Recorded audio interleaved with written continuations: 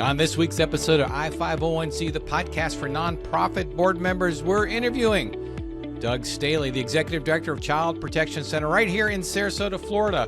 Doug has been the CEO for about 14 years, but interestingly, he started off as an intern there. And so he has grown throughout the organization. He is a veteran. He was in the United States Army for a few years and married to his high school sweetheart. But most amazing thing about Doug is listen to him as he talks about the trajectory of the organization under his leadership. He's not that self-promoting about it. I will be for him. And how the organization has changed and how the board is now much more strategic. So please enjoy this podcast. As you heard in the intro, I have the pleasure of interviewing Doug Staley, the Executive Director of Child Protection Center right here in Sarasota, Florida. Here's the crazy thing. Doug and I just literally met a few weeks ago. It's hard to believe. And we were introduced by Susie Bowie, who was the very first guest on this podcast. So Doug, I welcome you, and please tell the audience a little bit about yourself and how you came to be the Executive Director of Child Protection Center. Well, it's a little bit of an interesting story. I tell people you can start as an intern and eventually become the Executive Director, because that is a little bit of my story. But a little bit about me, before coming to CPC, I was in the military. Originally I was going to be a professional baseball player. Well, I'm sitting here today, so we know how that worked out. But I did have the fortune to play a couple years in college, and then ended up going into the military. And then after the military, started to went back to school to finish my degree. And it was actually my experience in the military with my wife that introduced me to social work. We were naturally providing respite care to people in my unit. This was before we had children, and kind of got introduced to social work. So following up post-military, I went back to school and got my undergrad in social work, and I did an internship at the Child Protection Center. So I entered the doors of CPC January, I think it was 4th, 1995, and I've never left. So during that time, I was hired in as our intern, free labor, 30 hours a week, and the executive director at that time, Dr. Hal Headley, hired me upon graduation. So I became a full-time employee, working as a male forensic interviewer in one of our programs, doing those interviews with child abuse with law enforcement. And then from over the years, had the opportunity to work across our programs, from forensic interviewing to the team coordinator. I even went back to school and got my master's in social work and did some therapy as well, and then oversaw some of the programs and grants. So just the years accumulated, and eventually, I did apply initially to become the executive director, and I didn't get the job. So just an interesting story. So I didn't get it. I wasn't deterred. Everything happens for a reason. And then probably within that next year, the timing was right, and then I was made the executive director for the Child Protection Center. So, many different positions. I officially became the executive director in 2011. So I've been in this role for many years at this point, but lots of experience in programs throughout that time. Oh, and what a great story to rise from intern all the way to the executive director of the organization. So let's go back to when you became the executive director way back in 2011. What was your biggest challenge at that time, and how'd you navigate it? So great question. So, you take the end of 2010, our long-term CEO was retiring. We had just moved into this beautiful building that many people see in Orange Avenue. So we just moved in at the beginning of 2010. He was retiring, and we were in great financial difficulty. So he was retiring. They just hired a new CEO, not me, and we let 8 staff members go. So December 8th, 2010 was a pivotal moment in our history. We were struggling, and people say, well, how did you get there? I'm like, we came from the Child Protection Center over at the Glasser Schoenbaum Human Service Center, and we had the opportunity to come to this beautiful building, but we were unprepared as an organization for the increased organizational costs, facility costs, and just really some of those things that hit us with that transition. And so it was a perfect storm, change in leadership, not the financial resources to withstand the financial downturn that we had 07, 08, 09, right at the time we were coming into it. And so we were struggling. So we went through a little bit of struggles, and we had a change in the new leadership, and then I was able to move into that position. And we had a pivotal moment. We had to say, if we do what we've been doing, why would we expect a different outcome? And so it was really at that point I shared with you, we started work with Gulf Coast Community Foundation. So I give them a lot of credit in our story. So if people do not use I3, which are their consultants, it began some board work and development on our part. And so we had to really do the board work, because prior to that time, I would say we were more a social board, and we needed to get into a meat and potato board and really set the course. And we had to do things differently. And so we began to do that work and do things differently, meaning, we were struggling. So when I took over, imagine this. When I took over, we had less than 1 month's cash reserve, a maxed out line of credit. And we, basically in the beginning of that year, we let positions go, including our development position, our CFO position, all the program director position, a secretarial position was all eliminated because they couldn't financially support it. So we really had to regroup to say, do we close doors, or is the mission so important we need to figure this out? And fortunately, we can fast forward, we figured it out. But it was not without sacrifice and struggle and work by the board. So we really dug in and started doing that work with board development. So board development is the key. Michael, I think I did share with you, I made some initial mistakes. Initially, I came in and said, we had to do all these things, and I was going to do all the work. And that I learned very quickly I couldn't do that. What I mean by that is, I can't do everything, or, I created these great board manuals for our board members that had all the information in it, to help them, their elevator speeches, the history, everything, which was great. But ask me where those board manuals stayed. Okay. We had to go through the work with, so the multiple different consultants over the years, and develop, how do we want to change the board meetings, make it more meaningful? I couldn't just, as a new CEO, come in and just give a report and talk to the board members. And initially, that's what I was doing, because it was a big transition. And board members felt like, well, I'm just talking to them. No, this is a relationship with the board. We have to work together. So we evolved and said, we doing that board work and said, let's utilize the consent agenda. Let's get the stuff out in advance. Let's make the board meetings functional. And what do I mean by functional is, we're doing our financials, our development, all that's done on a consent agenda. So what are we focusing on the board meetings? The meat and potatoes of what we need to. Why those people are sitting in those chairs, those strategic discussions. And I'm so glad we made that switch, because I have several stories to say this is how important that discussion and that shift was for us. And I use the example because you go back then, it took several years of us saying, well, how do we get out of the financial hole? We created Blue Ties and Butterflies. That was our first really fundraising event where we told our story. Like many nonprofits, I think I heard this yesterday, Michael, that 80% of the nonprofits have a budget of less than $800,000. Small. And so when you're a small nonprofit, you're really good about blinders in the mission. You're really bad about looking at big picture. And as you grow as a nonprofit, you have to look bigger picture. And so the Blue Ties and Butterflies was telling our story and our narrative where we really hadn't done that before. A community doesn't know how to help us if we're not telling the story of how are we partnering together? What is the impact that we're making? And so when we transitioned and to start doing that Blue Ties, we were able to pull ourselves out of debt, pay that line of credit off, be able to think strategically for the first time. And that was instrumental. So, now you fast forward, we had many, many years of successful events, Blue Ties events, but that provided that catalyst and the non-restricted dollars necessary to think differently.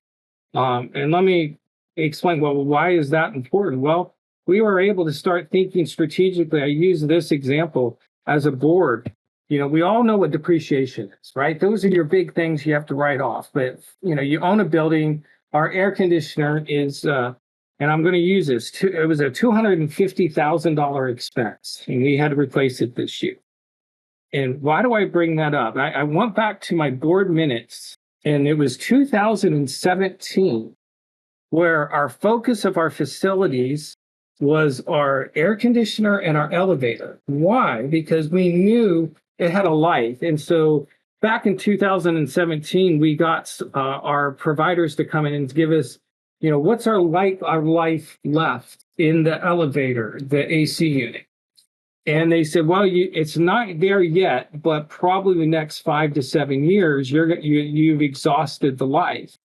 And first I had sticker shock. I had no idea that rooftop AC would be $250,000. But so you go back to 2017. So what did we start doing? We started taking and putting money aside and earmarking it for capital expenses that we knew were coming, because we had to be able to help ourselves.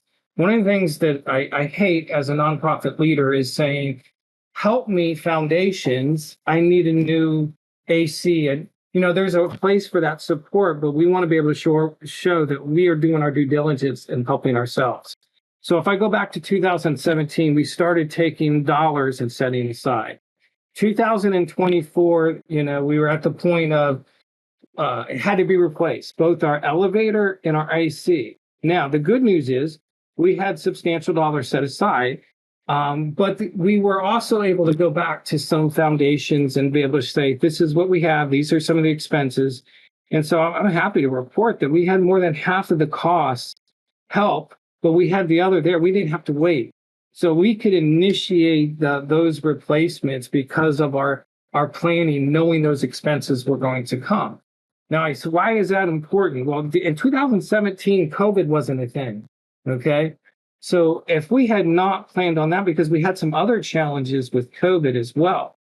So you have to be strategic. So back in 2017, we're forecasting 5 to 7 years out and looking at, well, what's coming up on the future.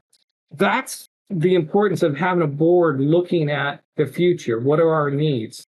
And that was massively important as we kind of got things under control, but also we're planning for growth as well. Oh, you said so much there. Let me go back to, so you had a social board, and we all know what that is, right? Yeah. There's nothing wrong with that. How long did it take you to evolve that to a strategic/governance board, do you think? It probably took several years. So so if I'm being honest, and some of it was, I'll put more on me because I was trying to do too much. And it was really until we said we have to do this work together. And work with the consultants that we saw the bigger change. And where I saw the change, and I think I shared this when we were out in DeSoto, I have over 60%, I have 15 members of a board, so I have over 60% of them have attended the Gulf Coast Board Institute. Okay. Well, does that make a difference? You bet it does, because they're given the basics, I would say, crash course. And what does it mean to be a functional nonprofit board member? What is your duties? How can they improve? So I started seeing board members asking better questions, thinking strategically, and our board chair taking on that role as we are onboarding new board members to say, hey, there's a new Gulf Coast. We are encouraging you, to get this done. So, as we're bringing them on board, this is so important. We want as many, ultimately we'd like everybody to participate and do this, but that's how important it is. And when you have that emphasis coming from your board leadership, you see that transition, that buy-in. And then it's just changing the structure of the board meetings. It's not me giving reports. We have 3 functional committees. And those committees are doing the work. So we have a finance committee. Finance committee is very active. We're meeting with our, we do have an endowment now. They're reviewing our financials. They're giving the reports, governance. That's the work. That governance committee is doing your onboarding, your bylaws. They're initiating the evaluation of me. We have an advancement committee. That's really helping us with our events and how do we want to achieve the things that we want to achieve. And those are kind of the social board members that like to do those types of things and events, we can utilize those skills there as we're planning how do we meet our financial needs. So what we have now is our board meets as a board every other month. In between time, those committees are meeting. So they're meeting monthly. And so when we go to that next board meeting, those committee chairs are giving reports on what is their work. So they're active. They can meet more frequently. It's up to the chairs, but they have defined responsibilities. And I think, like any job, when we define what the job is and the role, you know how to succeed. And so I think that has helped immensely by saying, this is the work. I mean, governance right now is actively recruiting new board members because this next year we're going to have some rotate off. So we have to be onboarding. So that their focus of their work is recruiting, vetting, presenting to the full board. And so they have things that they're doing as well as all the other. And then we're tying that back in at their board meetings that are, what are our strategic objectives? And I think it's so important when you do that. So I use that example for the facilities, but also part of our strategic discussion was, and this goes back to 2018, and it ties, we have an office in Northport. We always have Northport, South County. I keep reporting to the board and keep talking about South County and numbers and growth. And they were looking at me with like a blank stare. They really didn't know. And what we did, and this was a part of I3 work we did with a consultant in 2018, we decided to rent a bus and do a board meeting on a bus and do a road trip to our South County locations, okay? We left downtown Sarasota at 4 o'clock, when we all know the traffic at 4 o'clock. To get to Northport, we're driving and my board members are saying, where are we? We're not in Sarasota County. I'm like, yes, we are. And we get down to see our location and the growth, and they hadn't been down to Northport in the Cocoa Plum area. They had no idea the growth. Now they understood why I, as the executive, is saying we have to look at this because this is coming, and if we don't start planning for it. So it was that bus road trip. It really unified and had a better understanding. Now, part of it is probably should have had a board member from South County on our board that would help carry that message. But boy, did that make a big difference in communicating what the needs were to see it. So, that was 2018. So part of our strategic objective was, we need to be looking for opportunities for expansion in Northport for the long term. What did that look like? Well, we were renting down there. Starting 2018, for the next 4 years, we got a 15% a year increase in our rent. 15%. And you go back to that time, the landlord said, the Atlanta Braves are here. And I'm like, well, we were off of Toledo Blade in Northport. They were 30 miles away. And so really our boards looked at this strategically and said it was not cost effective to continue to rent. So we were really looking. So you go again back to 2018 and said, we need to start putting money aside because we have to be prepared to be able to purchase and move forward. So that's part of that strategic discussion. So we're planning for that as we're being able to have some excess resources. And then really through the COVID, 2021 starting to come out of it, we're still searching for property, nothing. And we found something that just opened up. I say it was a God thing here. It was just meant to be. It was a church property, 3.66 acres, plenty of opportunity to grow. Because of our planning, we had the resources to pursue. So we're coming out of that. And it wasn't like we just started 6 months prior. We started several years earlier. And then it's always part of the conversation. So it wasn't like you mentioned and forget about it. This is our strategic objectives that we've been talking about as priorities. So it's coming up at board board meetings. Where are we? You're able to tie that back in to say, we've looked at every available commercial property. You work with a realtor, you involve your board members. I even took board members to look at property that was available with me so that they could help communicate that back. But my point and my message probably for the executives out there, younger or seasoned, it starts early. you have to start planning. And it starts putting it in buckets and be able to acknowledge it. And then that also presents challenges, Michael, because sometimes, funders will say, you have too much money. And we're like, this is restricted. It's board restricted, but this is what's coming. And you have to be able to explain it. Or we just had a year with multiple hurricanes, right?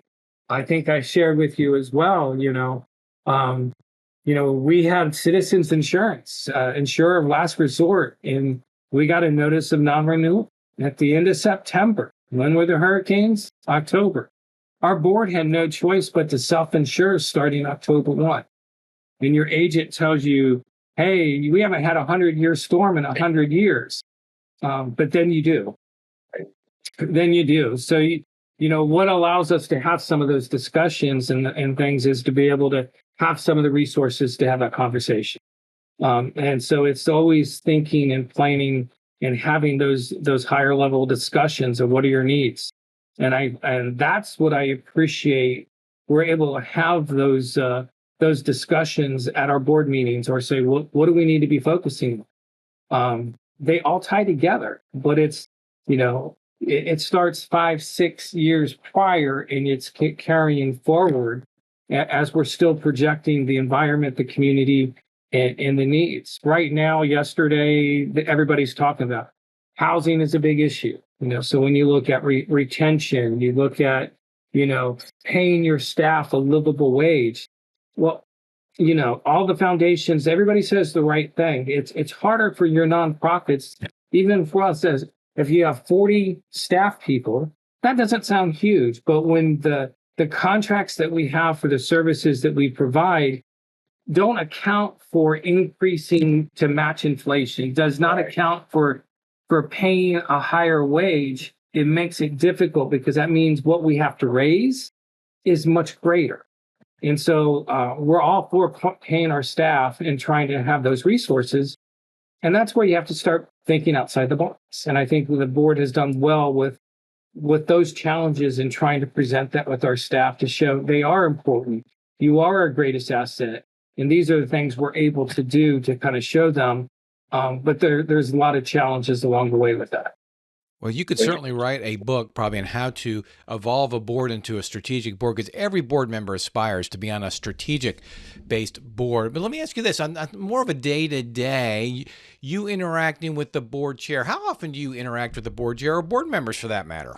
Yeah, I mean, definitely, I'm having conversations probably with one or more of them on a weekly basis, because we're always interacting with them. The board chair, a little more frequently, is especially when we're getting close to board meetings, just reviewing agenda items and things like that. There's much more communication with, our board chair and our committee chairs.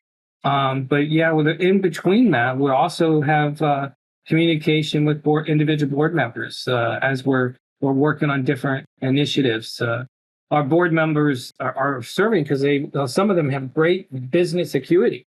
And we want that information and knowledge to share. So, we want to be able to pick their brains a little bit. We're very fortunate to have several board members that they're in the wealth management. So when we have questions about, investments or what we should be doing, it's great to be able to pull them in and get their professional opinions as well.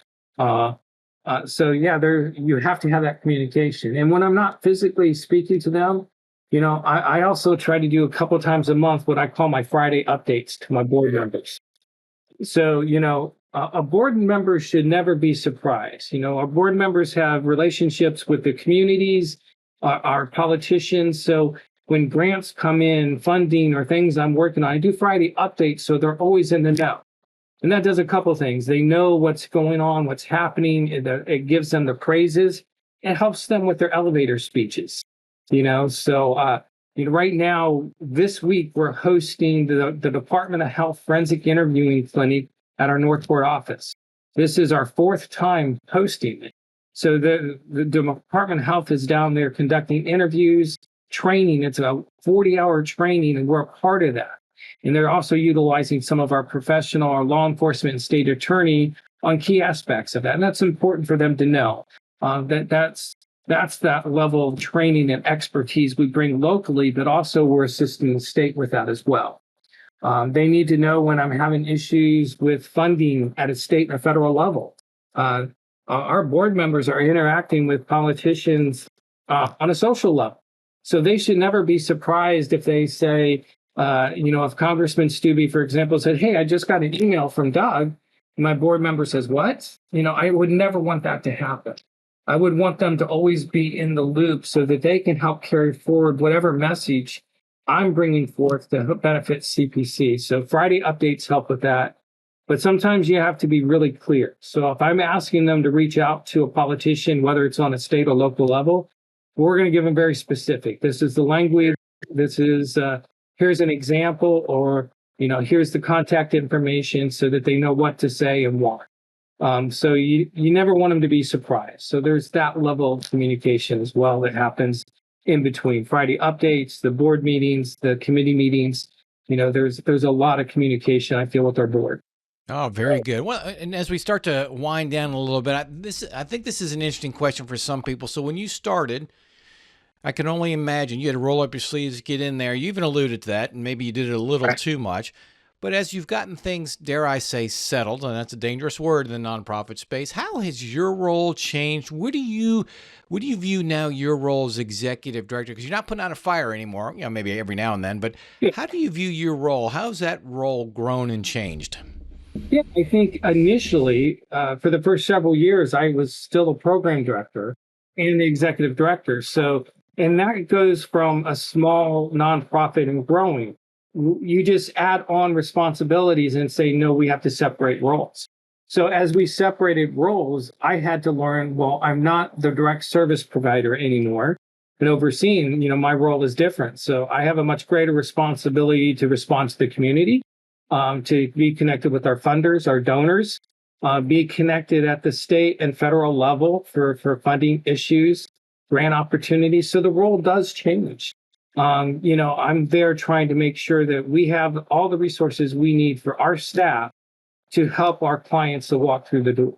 And then to do that, I have to make sure we're applying for all the grants that we can, the support, the funding, and make the decisions that are going to help support our staff, because we want the best of the best.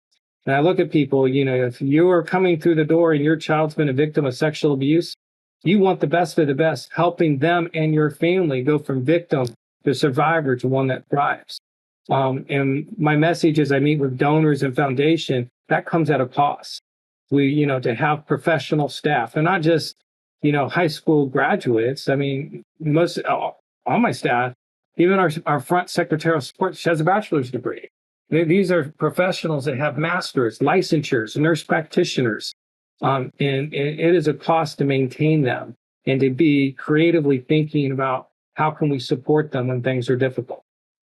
Very good. Well, Doug, I appreciate that. Appreciate your words. This was a masterclass in how to evolve an organization from really crisis and even debating whether it's going to exist next year to now you're thriving, always challenges, but thriving, growing, and extremely well respected in our community, and our community is better because of it. So, Doug, I appreciate you coming on the podcast today, and I look forward to seeing you about town. All right. Thank you. I really appreciate it. Thank you much. Now we move straight into recapping with Reed. Boy, Doug had a lot to say there. What were the 3 takeaways? My first and main takeaway from all of this is an effective board is always planning for the future. Yeah, and unfortunately that doesn't always happen, but nice when you can get there, as you heard. Number 2. Doug and his board had to be very conscious about moving from a social board to a more strategic board, and it's just so clear the difference that it's made now that he has a governing and strategic board alongside. Yeah, it was really amazing. It's not easy to do. It takes a long time. And number 3. Keep good board minutes. He talked about going back and referencing board minutes from 2017 where they started deciding that they needed to put money away for new air conditioning, which they just recently had to purchase. So keep good board minutes so you can go back and reference them. Yeah, good pickup on that, Reed. I didn't even think about that. You're absolutely right. So there you have it. Recapping with Reed, the 3 main takeaways from our conversation with Doug Staley. And you know it, we will I-501 see you next week.